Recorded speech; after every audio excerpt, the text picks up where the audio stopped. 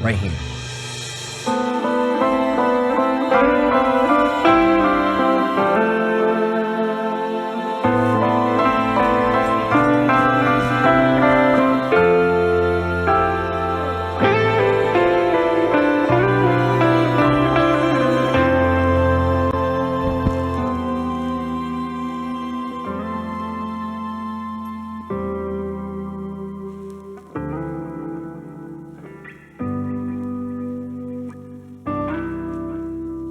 So when I met Angel through Ollie, who by the way said we had to have him on, phenomenal, mind-blowing guitarist. But in working with him, with our song Lacrimosa and then Acceptance, I don't want to be like the Jewish parent that goes, my son is more pretty than your son. But like, I think the solo he did on this song and on Lacrimosa are probably my two favorite things he's ever done. And it's not because they're on our record, but it's just like he came in, he played perfectly, and then he left. And he's like, bye, guys.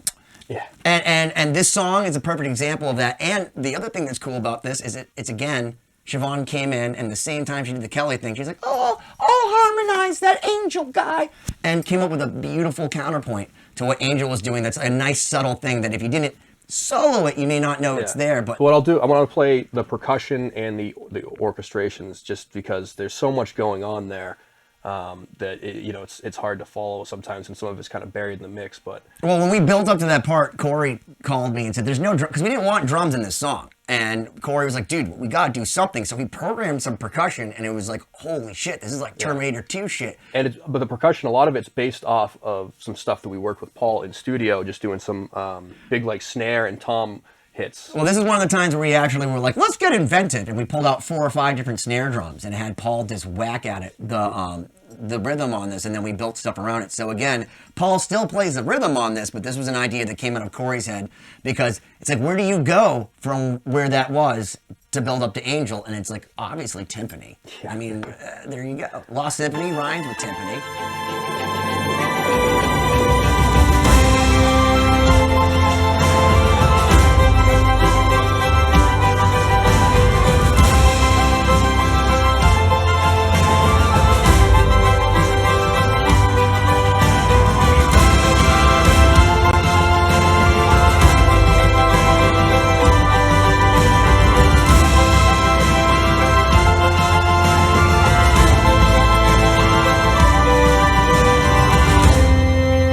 This also exemplifies the fact that the strings, even though they have their own section, never get any less bananas in this entire song. Once again, we've talked about it, but more is more has always been the motto. And I think as far as, total arrangement, as far as instrumentation, this is a more tame track, but we definitely didn't hold back when it came to layering.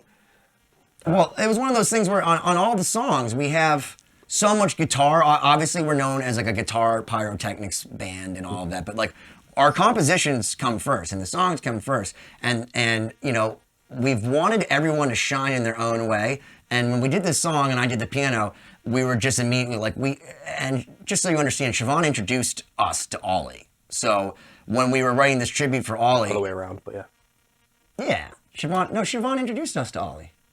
You knew Siobhan before Ollie? No, Ollie introduced us to Siobhan. That's right, I forget. They were friends before us. So that said, when she came in, our management had also said, could you do something more orchestral? And I'm like, can we ever? So that's when I was just like, okay, Siobhan, let's see how good you are. And this was probably the first time I sat in the studio and literally looked at Cory and he looked back at me and we're just like, holy shit, this girl's a beast.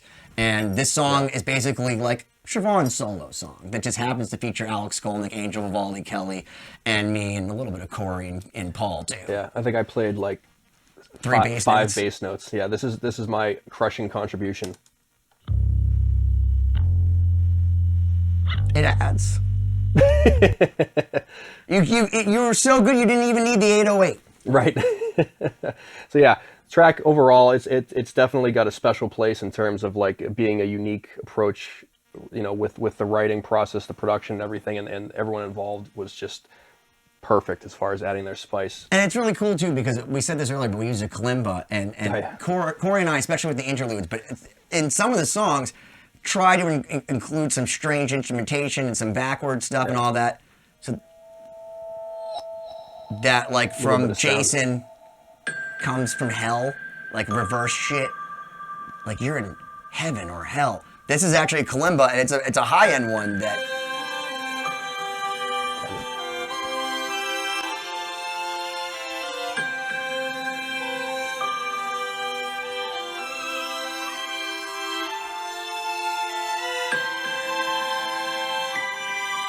Oh, we went up at the end there. Yeah, crazy. Simple stuff, but it's one of those things that also on a sonic level, you want to get nerdy engineering. It's got an attack to it that my brother Brian and I always say that every song should have bells. And there's something about bells and that kind of instrument like a kalimba where no matter how much bullshit you have going on, they still can float over the mix. So like if you're like, there's not enough here, you want more is more, get a kalimba. Yeah. So just use it right. There's all these cool kind of elements that we hide in there that we do our best to feature, but sometimes they get a little buried in the mix. So I'm glad we can kind of show you guys some of the stuff that we had in there. So yeah, if there's anything else you want to, I think we should show the Angels, Vivaldi and Siobhan duo there at the end because it's pretty fucking bananas.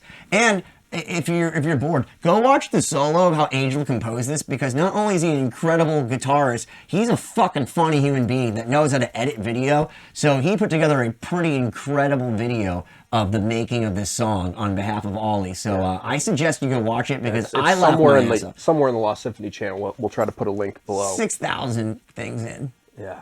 Right. Maybe you should buy the record and subscribe and tell your friends about it. And if you have questions about any of this stuff, like please question, a comment, share, like. We don't ask enough in these things. And if you want to know more about us, go to 2020-d.com, lostsymphony.com, and I'm the Neurotic Guitarist, which is also a .com. So all of those things. Subscribe. Buy our drugs.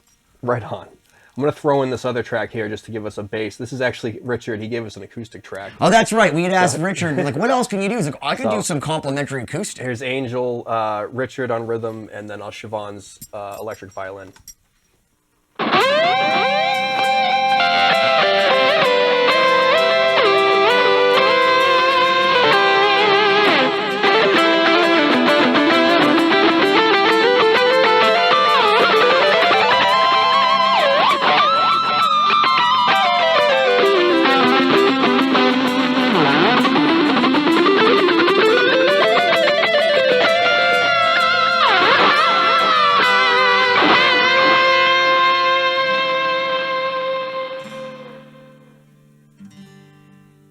And just so you know, the stuff that comes up next, like the clean stuff that he did, when we had Skolnick play at the beginning, we felt like it was missing something because we had kind of extended this beginning, and like I said, it wasn't necessarily the arrangement we had originally wanted.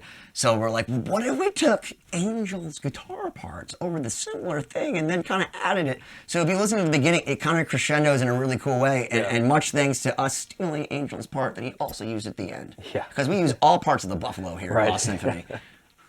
For sure. So yeah, we'll play out the end of this again, and thank you guys for watching. As always, subscribe. And cheers to the heavens to our buddy Ollie, because we wrote it for him. And if you want to count the beginning, it's a 19. So save yourself the time.